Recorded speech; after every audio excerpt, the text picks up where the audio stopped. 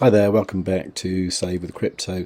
Okay, so that was an eventful morning, wasn't it? Okay, so we saw Bitcoin go below 20k, and not just below 20k, it actually dipped below 19 at one point, which is amazing. Now, the significance of this is quite strong because what it means is it's actually slightly below. Well, it went slightly below the all-time high of 2017. Now, this could mean there could be some more downside, and I think there's a possibility it might even fall down to the all-time high of 2019. Am I worried? No, I'm not actually. Now, if you're a regular viewer of the channel, you'll know that last month I sold my Fiat Panda, a bit like this. Lovely little car, and I've been waiting for an opportunity to do something with the money. So what did I do this morning? I suppose you can guess, can't I? Yeah, I bought. Well, I didn't use all the money. I used €5,000 to buy 0.26949119 of Bitcoin.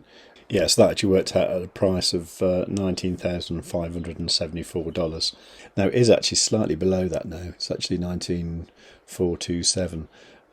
Which is okay, because I'm pretty sure that it's going to be 3 times that very soon, and probably 10 times that in a few years. So the question is, that's about half a Fiat Panda. So what car will that be after the next halving in 2024? I wonder.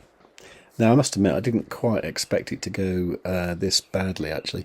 But looking back at the chart, and this is actually the 5-day chart, but I didn't think this has happened because that there is not a double top, because a double top is supposed to have the second peak slightly lower than the first one. If you can look this up on investopedia.com, you can just look up what a double top definition, and that'll tell you that. So it's not. So it wasn't a double top. I think it's just a load of fundamental reasons and stuff, like all the Celsius bollocks and all that kind of stuff. And the was it 3 arrows lot as well. So is there any good news? Well, maybe, because this is formed here. This is on the 1 hour chart. This is formed a descending wedge. Now, descending wedge is actually a bullish pattern, because what normally happens is it will kind of bounce around here until it gets like squished in these, and then it will probably break out at some point.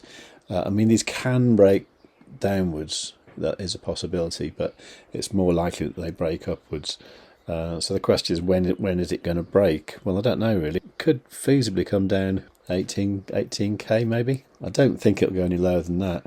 But even so, I'm not going to go into any long trades or anything just yet. Although I am thinking about kind of doing a kind of thing where, like, I've got like a really low leverage trade, like a 3x trade, and then kind of adding bits in as it goes down. We'll have to see if that's a reasonable strategy or not, because there's always a possibility it could go back to 10k. I don't think it will, but you never know. I honestly didn't think it would go this low from when it was up at 50 odd or 60 odd, but it did. Anyway, I'm not panicking, and I don't really see why you should either, because you're talking about the most scarce asset on the planet, and there's only 21 million to go around, and a big chunk of them are lost. So, not financial advice, but if you can get hold of 1 Bitcoin now for about $19,000, I think you're going to be in a very good position in a few years' time. Anyway, if you want to look at wedge patterns on Investopedia, you'll find this page here. It talks about the falling wedge. And it says here that before the lines converge, the price may break out above the upper trend line. So that's what we're looking for, really. And maybe decline in volume as well, because, as buying and selling pressure gets weaker and weaker, that's when things start to explode, really. So you'll find all this on Investopedia. It says here, a wedge pattern indicates reversal. Reversal is either bearish or bullish. That's depending on whether it's descending or ascending. To me, this looks like something is going to happen soon, but it's Bitcoin, it can do anything really. So be prepared, and if you honestly, if you've got any spare cash, I'd seriously think about what you could do with it, because I think there's an opportunity here that we might not see again for many years. So I'm going to take advantage of it, and I really hope I get the money from my house next month, because I think this would be just an insane opportunity to make that money work for me. You probably think I'm mad, but you know, that's what I'm going to do.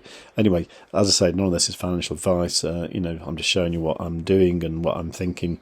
I'm no expert. I'm only really got like 2 years experience in this field, and you know, a lot of what I say could be completely wrong. So there you go. But in any case, I think you should give the video a like right now, just for the fact of me being totally honest and as transparent as possible. I mean, funnily enough, this reminds me of some friends who lived here in France, and they sold their house. It must be like 10 years ago now, maybe more. And they sold their house here for like, you know, quite a lot of euros, and then they moved to the UK, and then they were looking at buying houses there, and you know, looking at ways to cheaply transfer the euros into pounds. And they were looking at various options. I don't even know if TransferWise existed then, you know, which is obviously a reasonable way to do that. But I mean, to me, it just seems to make sense to sort of you know, buy something like Bitcoin that's like down right now, and then I'm pretty sure it's going to be way more in the next few years or so. And then when I need the money, you know, when I want UK pounds, if I decide to stay in the UK, then you know, at that point I'll have lots of money, won't I? So that's the plan anyway. So, also, while I was there, the friend of mine who came to see me yesterday as well, she was talking about on French TV how a lot of people were angry because various celebrities and stuff were sort of, you know, been suggesting buying various crypto and stuff over the past year or so, and all it's really done is gone down for the last 6 months. And you know, she was saying people have lost enormous amounts of money.